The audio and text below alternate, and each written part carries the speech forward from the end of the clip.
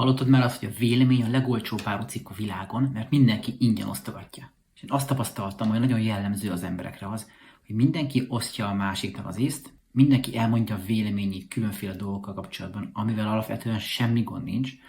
csak az embereknek a 90%-a negatív véleményt formál meg, és olyan dolgokkal kapcsolatban mondja el a véleményét másoknak negatív és lehúzó módon, ami egy témában neki semmilyen kompetenciája nincs. Semmi, nem ért hozzá, csak gondolja, mert olvasott róla 3 sort, hallotta a szomszédtól, látta egy internetes fórumon, és abszolút nincs semmilyen relevanciája annak, hogy ő mit mond,